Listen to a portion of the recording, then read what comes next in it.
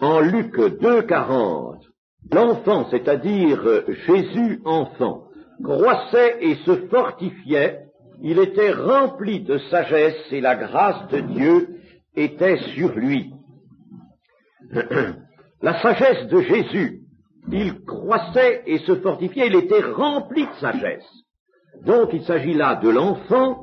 Au verset 52 du même chapitre, Jésus croissait en sagesse, en stature, en grâce devant Dieu et devant les hommes. On peut dire que le verset 52 a peut-être davantage trait à l'adolescence du Seigneur et le verset 40 à une enfance plus tendre. La toute première jeunesse de Jésus. Mais déjà, il était rempli de sagesse. On peut constater la sagesse chez un tout petit enfant.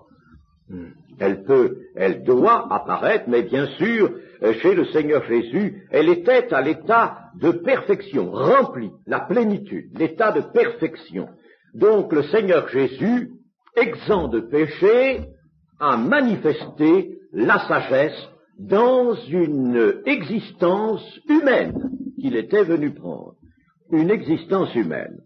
Alors, pour nous, n'est-ce pas, le Seigneur Jésus est un exemple, pas seulement pendant son ministère, mais il est un exemple en tout ce que l'Écriture nous apprend de lui.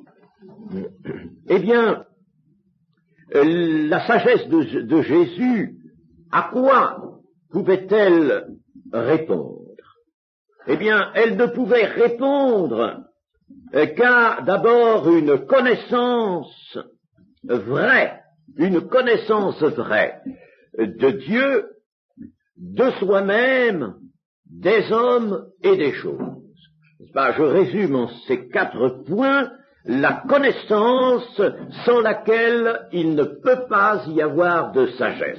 Vous savez que dans le sens biblique, le mot sagesse porte toujours la notion de connaissance, une connaissance équilibrée, une connaissance bien utilisée. Même si on veut supposer que, au cours de l'enfance de Jésus, la connaissance n'a pas eu toute son étendue, si vous voulez, au tout départ de cet enfant, n'est-ce pas? Et puis elle est apparue au fur et à mesure que les facultés de l'enfant se développaient, ce que semble nous dire un passage du prophète Ésaïe. Mais cette connaissance, de toute manière, était à l'état de perfection, et c'était une connaissance de Dieu, de soi, des hommes et des choses.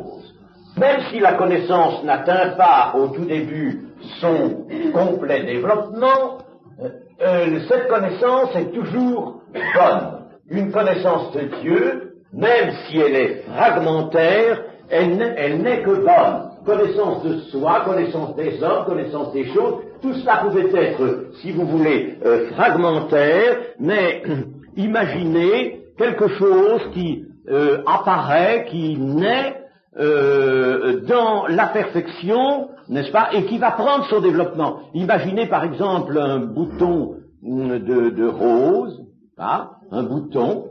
Eh bien, ce bouton, il n'a pas atteint son développement, les pétales sont encore bien petites, n'est-ce pas, mais il va s'ouvrir, il va se développer, et la perfection est déjà dans le bouton.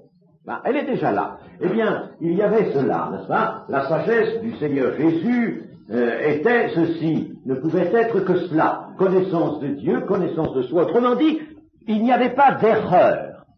En lui, donc en Jésus, se présente une vraie et juste appréciation des faits de la vie. Si je dis cela, si je remarque cela, c'est en vue, bien entendu, de l'avantage que nous allons en tirer. Nous ne regardons pas le Seigneur Jésus simplement, n'est-ce pas, pour le regarder et essayer d'aligner des pensées qui seraient simplement théoriques. Non, nous le regardons à titre de modèle. Il faut regarder le Seigneur Jésus comme source, mais aussi comme modèle. Il est notre modèle. À l'exemple de lui, nous devons marcher. Par conséquent, il faut avoir toujours cet objectif. Donc, il y avait en lui une vraie et juste appréciation des faits de la vie, à cause de cette connaissance, à la lumière des réalités éternelles qui affluaient en lui. Les réalités éternelles étaient là en lui et n'étaient pas gênées, entravées par un état de péché, puisqu'il n'y en avait pas. Un parfait savoir en toute chose apparaît donc en Jésus, se forme vite en lui, parce que n'oublions pas qu'il s'agissait de sa nature humaine, n'est-ce pas? La nature divine est là, si vous voulez, elle est entière, la nature divine en lui, mais ce n'est pas elle qui a à intervenir. Elle n'intervient pas, si vous voulez, n'est-ce pas? Elle se tient là, bien sûr, mais elle n'intervient pas parce qu'elle gênerait le développement de la nature humaine. Et il faut que cette nature humaine se développe, il faut que Jésus vienne comme un germe d'humanité sortant d'une terre desséchée, il faut qu'il grandisse dans les conditions qui lui sont faites par Dieu, mais il faut qu'il grandisse. Par conséquent, nous le considérons dans sa nature humaine, et en lui les facultés vont se développer, il va apprendre à discerner le bien du mal, c'est cette sagesse qui va lui apporter un discernement, c'est ce que nous dit le livre d'Ésaïe au chapitre 7 et verset 14, c'est pourquoi le Seigneur lui-même vous donnera un signe. Voici, la jeune fille deviendra enceinte et elle enfantera un fils. Nous l'avons étudié, ce passage, particulièrement. Et elle lui donnera le nom d'Emmanuel, Dieu avec nous. Voyez-vous, par conséquent, la divinité est bien là. Dans ce fils qui est donné, dans cet enfant qui va naître d'une vierge, n'est-ce pas? La divinité est là, il s'appelle Emmanuel. C'est bien pour ça, d'ailleurs, que Dieu a voulu que le prophète lui assigne ce nom, qui ne va pas être le nom qu'il portera plus tard, mais qui va être ce chêne, cette désignation caractéristique nécessaire, n'est-ce pas? Dieu avec nous. Il mangera de la crème et du miel jusqu'à ce qu'il sache rejeter le mal et choisir le bien. Sache rejeter le mal sans pour autant le commettre. Ne pas mal comprendre les choses, n'est-ce pas? Qu'il sache rejeter le mal au fur et à mesure que l'idée du mal se présentait, car l'Épître aux Hébreux nous dit bien que Jésus a été tenté en toutes choses. Et vous comprenez que Satan n'a pas attendu qu'il soit grand pour le tenter. S'il avait pu le faire tomber, même dans sa jeunesse, il n'aurait pas manqué de le faire. Par conséquent, il faut, au fur et à mesure que ce petit enfant grandit, que ses facultés s'ouvrent, n'est-ce pas? Un parfait savoir, donc, en tout apparaissait en Jésus, se forme en vite, prend son volume, n'est-ce pas? Prend son volume en lui, l'enfant croissait, n'est-ce pas? Non seulement physiquement, mais tout croît en lui, tout se développe selon la loi de Dieu. Et ce parfait savoir va prendre son développement, sa plénitude, au fur et à mesure que le temple, qui est son corps est le temple, n'est-ce pas? Ne l'oublions pas, perdons pas cette idée-là. Son corps est le temple, Malachie l'avait dit, Jésus le confirmera dans Jean. Le temple qu'est son corps va se développer pour recevoir cette sagesse en sa totalité parfaite. Et alors, il arrive un fait inouï, c'est que pour la première fois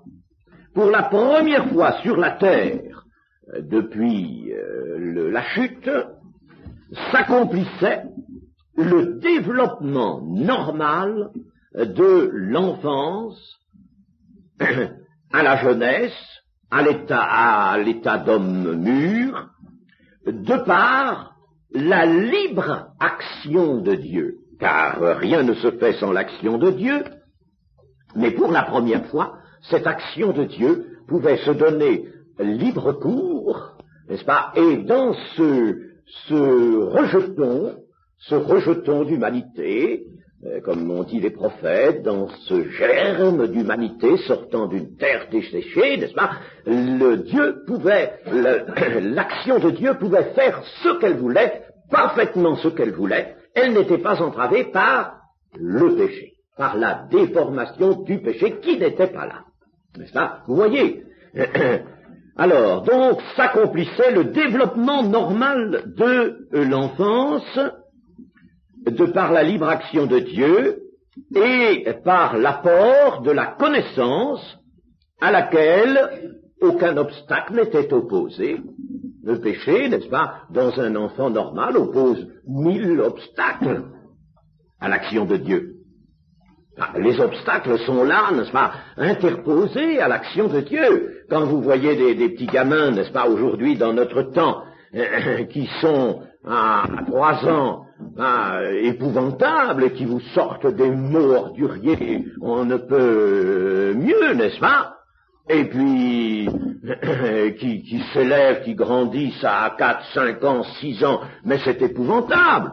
Ce sont des petits paquets d'orgueil. L'action de Dieu, elle s'opère, elle tente à s'opérer, elle veut s'opérer dans le développement, autant que Dieu, n'est-ce pas, est intervenu dans le développement de l'embryon.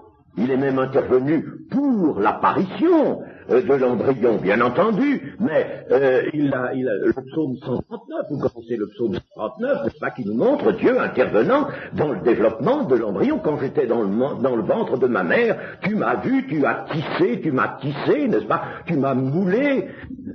Donc, autant Dieu intervient dans le développement de l'embryon, autant après la naissance, n'est-ce pas, à l'issue de la vie intra-utérine, autant l'action de Dieu va-t-elle se faire sentir et doit-elle se faire sentir pour la croissance et le développement. Mais c'est là qu'elle rencontre toutes sortes d'obstacles venant des parents, pouvant venir des éducateurs, venant du milieu, venant de ce germe de péché qui est dans les enfants eux-mêmes, n'est-ce pas, et qui ne demandent qu'à se manifester. Eh bien, dans le Seigneur Jésus, donc, on peut dire que pour la première fois sur la terre, s'accomplissait un développement normal de l'enfance, par la libre action de Dieu. La rupture de l'homme avec Dieu, cette rupture qui a été la grande conséquence de la chute, cette rupture est supprimée en cet enfant unique. Son corps demeure le corps mortel, bien entendu, il a pris une chair semblable à celle du péché, pour la bonne raison, c'est que c'est dans cette chair-là qu'il doit combattre, c'est dans cette chair-là qu'il doit mourir aussi. Il ne peut pas venir dans une chair humaine telle que l'avait, mettons, Adam avant, parce qu'alors, n'est-ce pas, il ne pourrait plus mourir, il faut bien qu'il vienne dans une chair mortelle. Mais tout en lui est déjà de l'homme nouveau. N'oublions pas que, indépendamment, n'est-ce pas, de l'accomplissement de la rédemption, il y a 2 choses à voir dans le Seigneur Jésus, n'est-ce pas? L'accomplissement de la rédemption, mais un deuxième accomplissement, l'accomplissement de l'homme nouveau. Eh bien déjà, n'est-ce pas, dans son enfance, l'homme nouveau apparaît. Il a beaucoup encore de parcours à faire. C'est ce que signifie le chapitre 52 d'Ésaïe. Il s'élèvera bien haut. Ça, il part de le point de départ, humainement parlant, n'est-ce pas, dans l'humanité de Jésus, eh bien, il y a un point de départ, qui est la chair semblable à celle du péché, mais tout de suite l'action de Dieu se fait, et voici qu'un homme nouveau apparaît. Cet homme nouveau devra passer par la mort, sortir de la mort, n'est-ce pas, et ressusciter, et il devra encore être glorifié. Là, alors, l'homme nouveau sera parfait, aura atteint sa perfection, sa grande réalité, sa réalité éternelle, prêt à être communiqué aux autres hommes. Essayons de regarder un peu ce qu'était le corps de Jésus. Il nous est très peu parlé de son corps, sa vie physique, si vous voulez, n'est-ce pas? Il nous en est très peu parlé. Mais nous allons tout de même jeter un petit regard, qui n'est pas indiscret puisque l'Écriture nous le permet, sur le physique du Seigneur Jésus-Christ. Vous savez que tous les peintres se sont appliqués à donner une expression au visage de Jésus, n'est-ce pas? Ou alors à en faire vraiment un type d'homme magnifique, extraordinaire. En cela, ils se sont tous trompés, évidemment, ils ont flatté l'attente des milieux chrétiens de ce moment-là qui entraient de plus en plus dans la confusion et dans l'erreur, n'est-ce pas, recherchant dans la chair ce qui aurait dû être recherché dans l'esprit. Mais enfin, ils se sont tous donc trompés. Et nous lisons au chapitre 52 d'Ésaïe, verset 13. « Voici, mon serviteur prospérera. » Ici, mon serviteur, c'est bien Jésus, n'est-ce pas? C'est le Messie. « Mon serviteur prospérera, il montera, il s'élèvera bien haut. » Cette élévation n'a pas trait, bien entendu, à la question morale, à l'état moral, ni même à l'état spirituel. Il s'agit de cet homme, de cette humanité que Jésus a pris en s'abaissant, par abaissement, et bien entendu, il faut que cette humanité croisse, monte, il y aura un chemin à parcourir sur la terre, un chemin qui va passer dans le tunnel du sépulcre, et puis, après, résurrection, et ça monte jusqu'à Dieu, il s'élèvera bien haut. Ne voyez pas ça surtout sous un jour moral. Il s'agit du travail de formation de l'homme nouveau, dans la personne de Jésus.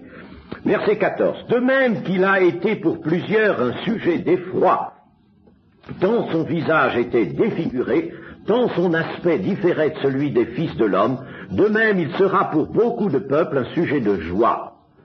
Devant lui, des rois fermeront la bouche, car ils verront ce qui ne leur avait point été raconté, ils apprendront ce qu'ils n'avaient point entendu. Qu'est-ce que signifie son visage était défiguré? On pourrait traduire autrement que cela. Le mot choisi par second n'est pas très heureux. D'autres traductions disent « tant son visage était défait, n'est-ce pas?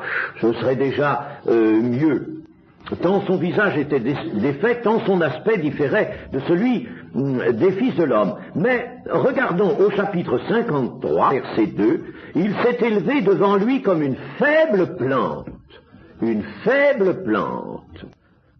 comme un rejeton qui sort d'une terre desséchée. La terre desséchée, c'est l'humanité. Il n'avait ni beauté ni éclat pour attirer nos regards, et son aspect n'avait rien pour nous plaire.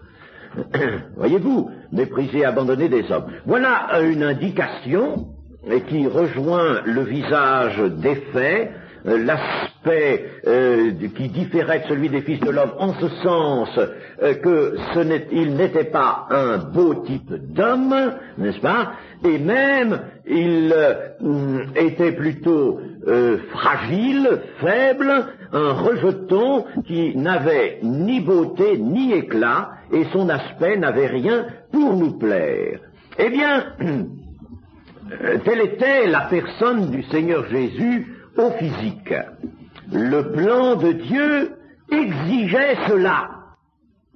Et si nous, n'est-ce pas, nous disions « Oh, mais non, le Seigneur Jésus ne peut être qu'un homme magnifique, le plus beau, au point de vue physique », nous commettons, nous montrons surtout que nous ne sommes pas fidèles à la parole de Dieu, parce que j'ai entendu ça, nous ne sommes pas fidèles à la parole de Dieu, et nous faisons passer des préférences qui sont charnelles à la méthode que Dieu s'est choisie lui-même et qui, elle, est spirituelle. Donc, Dieu exigeait cela afin que le physique ne joue absolument aucun rôle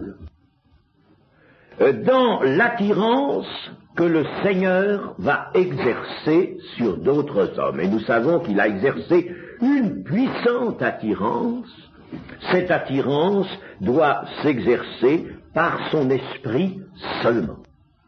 Et pour qu'il en soit ainsi, n'est-ce pas, pour que ce soit l'esprit dans le Seigneur Jésus qui attire, qu'il n'y ait pas, par exemple, n'est-ce pas, que ça ne se mêle pas avec une sympathie, ou alors, n'est-ce pas, la sympathie d'ailleurs est souvent commandée par l'extérieur, le physique, le sourire, on dit quelquefois, n'est-ce pas, il a un physique avenant, n'est-ce pas, eh bien, rien de tel ne devait intervenir à concurrence de l'esprit. Seul l'esprit devait attirer les autres hommes. Il n'émanait de son physique, par conséquent, aucune attirance d'ordre psychique, n'est-ce pas, aucune sympathie n'était là du fait de son physique plaisant, n'est-ce pas? Pas de physique plaisant pour faire naître cette sympathie d'ordre psychique, de l'âme, mais tout devait être attirance de l'esprit. Cependant, outre cet aspect extérieur, le Seigneur Jésus était vigoureux dans son physique, extrêmement vigoureux. Il était vigoureux et la maladie n'est pas plus son fait que le péché ne l'a été.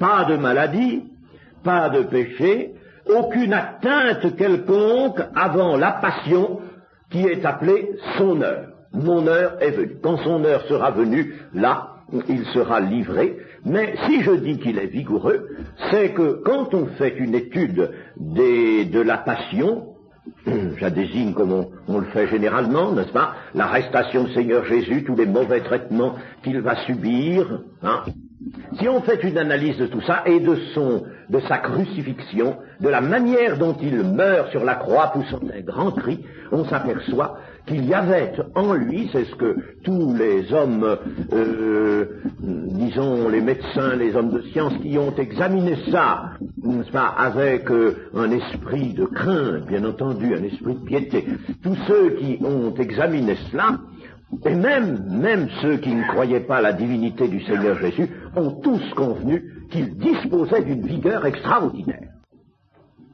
Extraordinaire. Donc, n'est-ce pas, voilà, nous avons ces deux choses qui sont presque en contradiction, n'est-ce pas, pas nécessairement, mais enfin, qui, n'est-ce pas, semblent s'opposer. Il n'est pas un beau type d'homme, il n'a rien pour attirer les regards, mais son physique est d'une vigueur extraordinaire. Vous savez, quand les rois d'Israël sont venus, le premier ça a été Saül, lui alors là c'était un mannequin, n'est-ce pas, il dépassait tout le monde d'une tête, et puis c'était un beau type d'homme là, alors là le peuple était content d'avoir un roi comme ça, n'est-ce pas, magnifique, il était beau, il était superbe.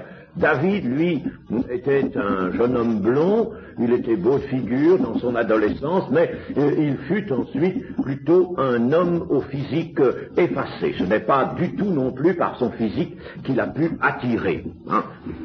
Mais Saül, le roi de la chair, lui, alors là, c'était le colosse apparent, le colosse dans l'apparence, n'est-ce pas, grand, bien fait, musclé, dépassant tout le monde d'une tête.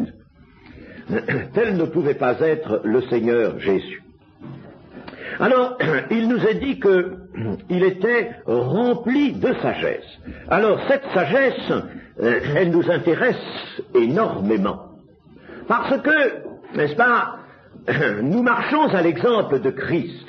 Et généralement, on s'imagine que marcher à l'exemple de Christ, c'est uniquement le Christ vu dans son ministère.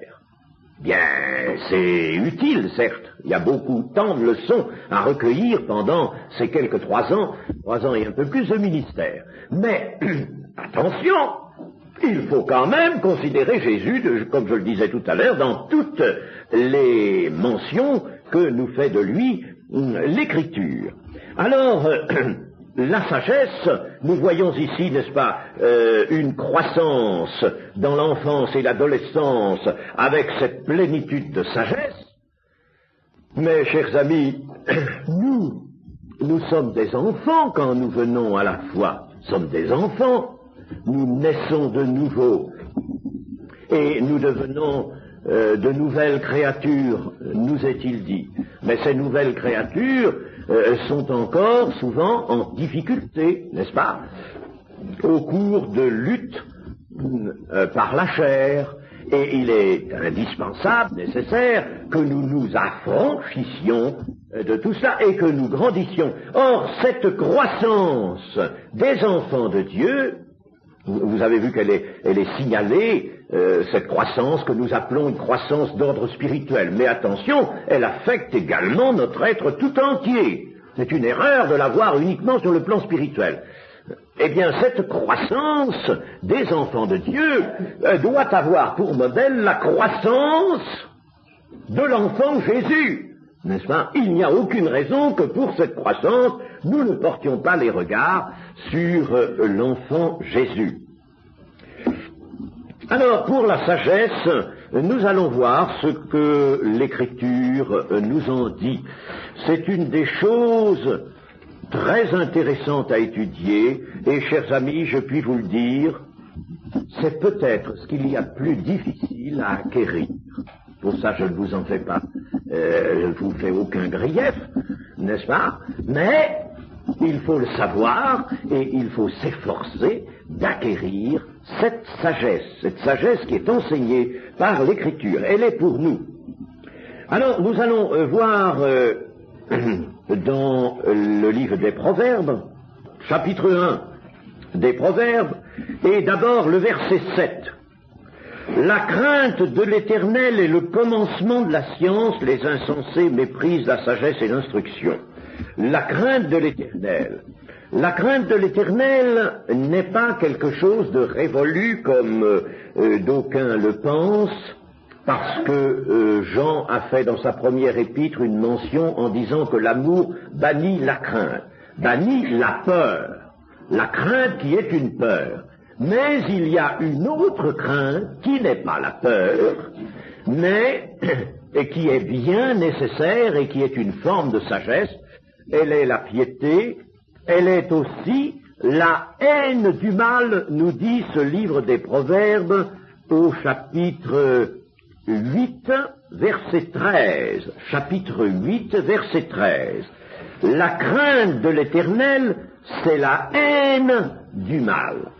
La haine de, par conséquent, ce qui est considéré comme mauvais, ce qui est considéré comme contraire à la volonté de Dieu. La crainte, donc, la haine du mal. La haine du mal.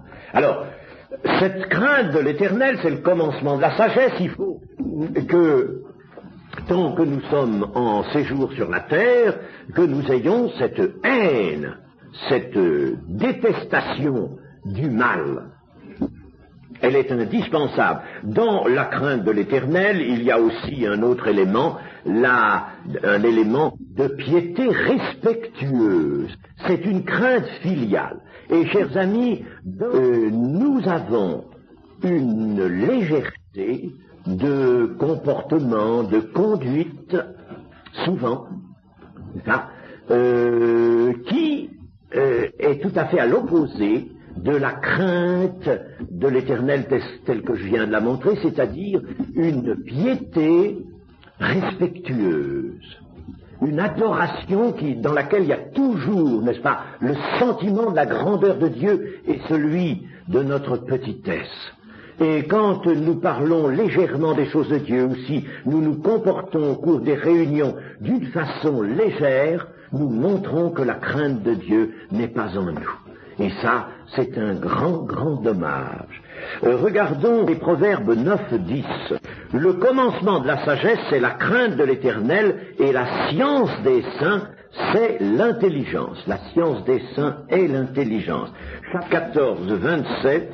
La crainte de l'Éternel est une source de vie pour détourner des pièges de la mort. la mort a différents pièges, évidemment, et d'où viennent ces pièges? De celui qui a la puissance de la mort, c'est-à-dire de Satan.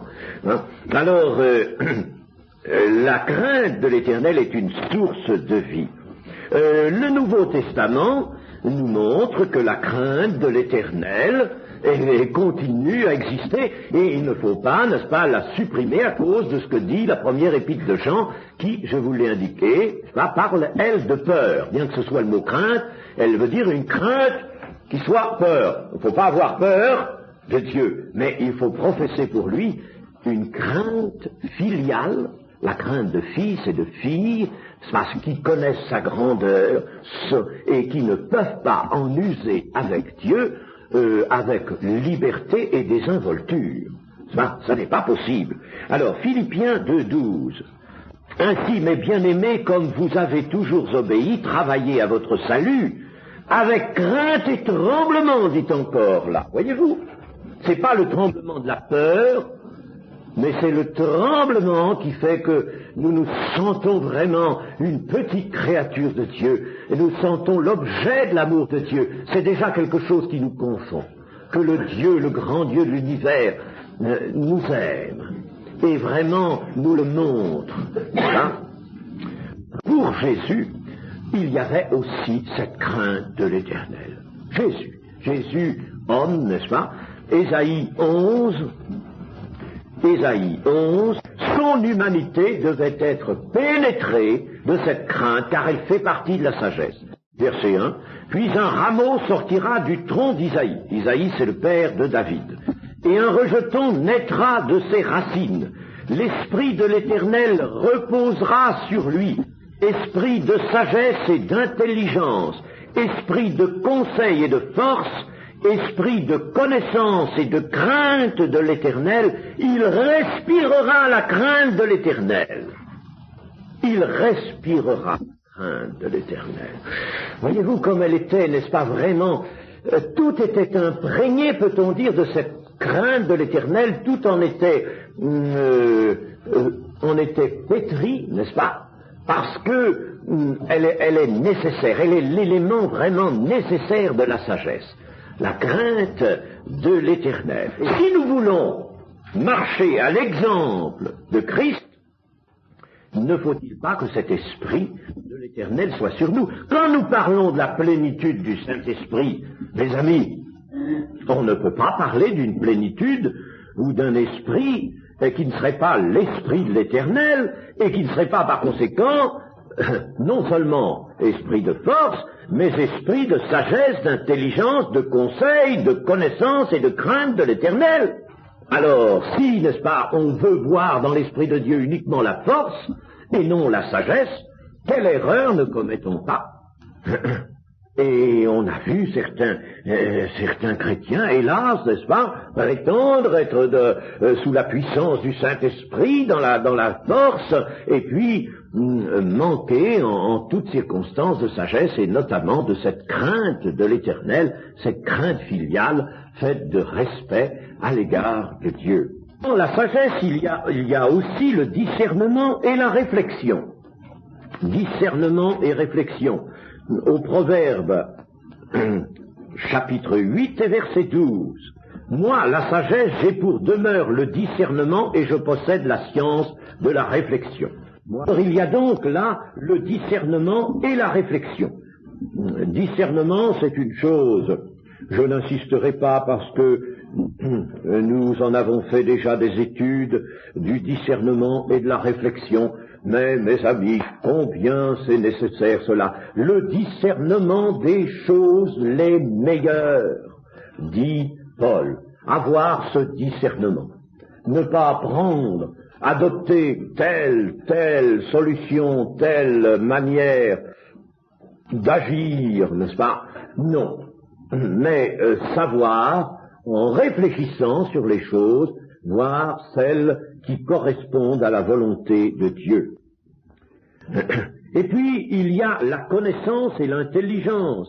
Dans Proverbe 2, verset 1, « Mon fils, si tu reçois mes paroles, si tu gardes avec toi mes préceptes, si tu rends ton oreille attentif à la sagesse, Et si tu inclines ton cœur à l'intelligence, oui, si tu appelles la sagesse, et si tu élèves ta voix vers l'intelligence, si tu la cherches comme l'argent, si tu la poursuis comme un trésor, alors tu comprendras la crainte de l'Éternel et tu trouveras la connaissance de Dieu, car l'Éternel donne la sagesse, de sa bouche sortent la connaissance et l'intelligence.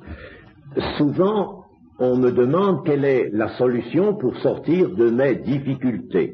Eh bien, ici, il y a une réponse.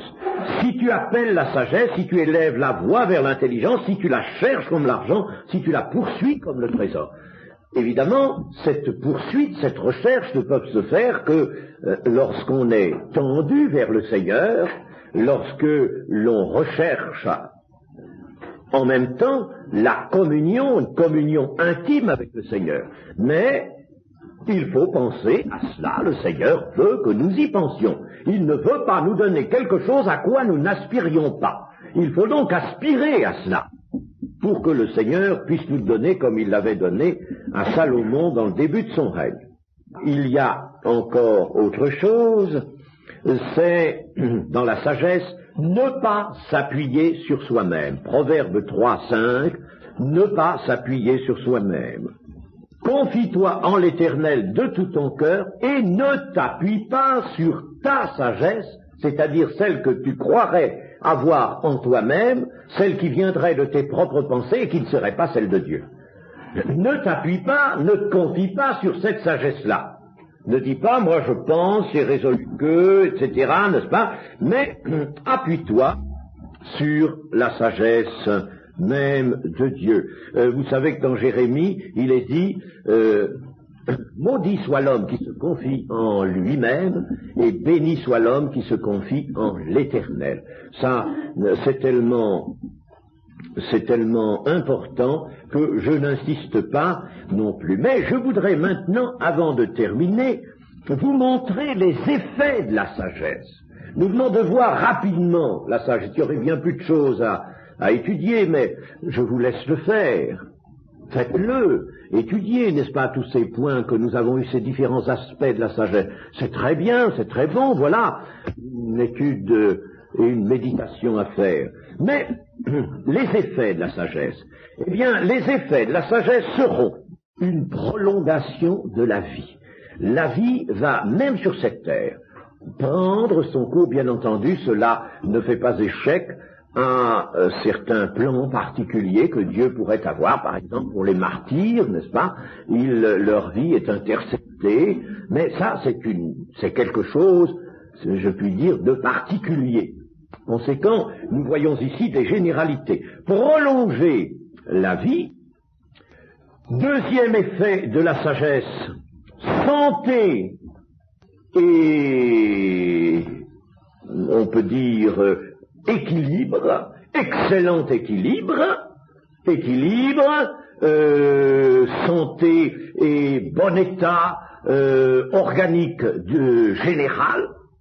Non seulement la santé, n'est-ce pas, c'est-à-dire l'absence, vue comme l'absence de tout état pathologique, mais mieux encore, une force contre toute invasion, infection quelconque qui pourrait se présenter, qui se présente toujours, n'est-ce pas, ou tout désordre entraînant un état pathologique, n'est-ce pas, une résistance, par conséquent, à ces états pathologiques, une résistance, une force qui va être une résistance. Notez que certains médecins connaissent très bien, je parle de certains médecins, c'est-à-dire des médecins qui étudient essentiellement la santé. Beaucoup de médecins sont employés à soigner des malades.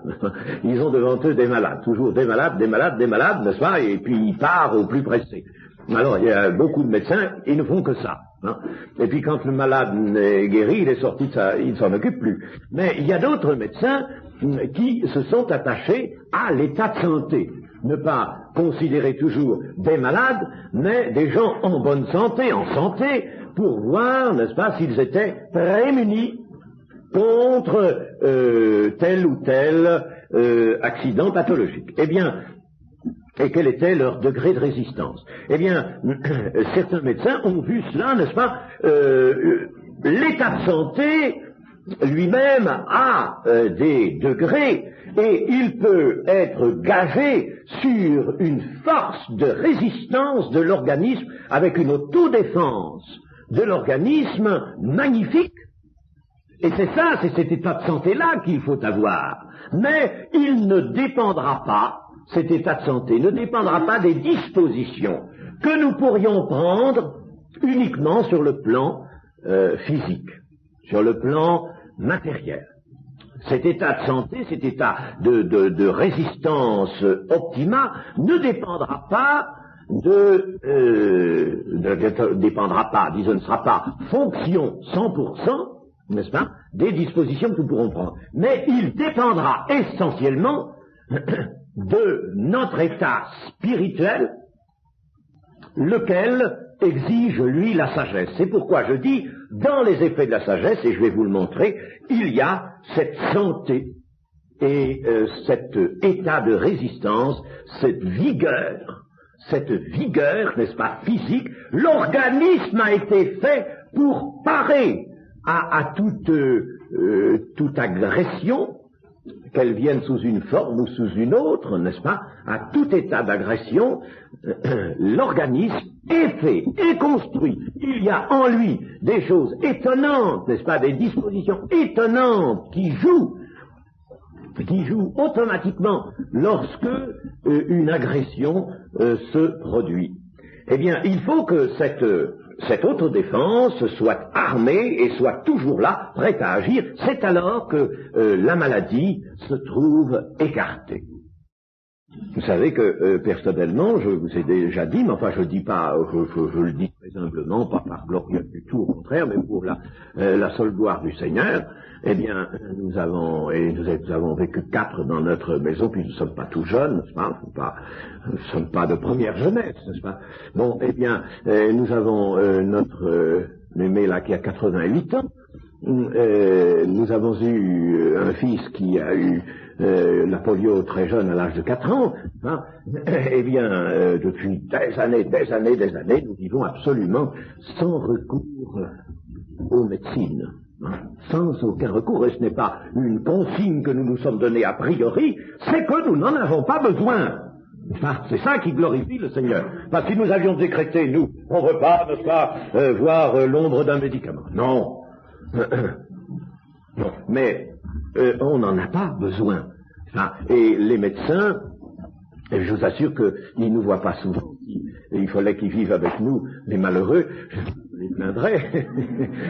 Mais je ne leur veux pas de mal, n'est-ce pas, mais tout de même, je leur veux pas du bien au point, n'est-ce pas, de souhaiter être malade pour leur faire plaisir. Alors, par conséquent, n'est-ce pas, vous voyez qu'on peut vivre avec, évidemment, une foi, une grande foi. Il faut compter, mais il ne faut pas que cette foi soit simplement une foi qui appelle le secours n'importe quand, dans n'importe quelle condition. Ah non, il faut que ce soit une foi d'obéissance qui nous permette d'obtenir ce que nous étudierons, nous verrons, la faveur de Dieu, les bienfaits de Dieu. Et c'est de ces bienfaits, c'est de cette faveur de Dieu que viendra cet état de santé, de résistance particulier. Le Seigneur nous veut dans cet état, chers amis. Il nous veut. La preuve, n'est-ce pas, c'est que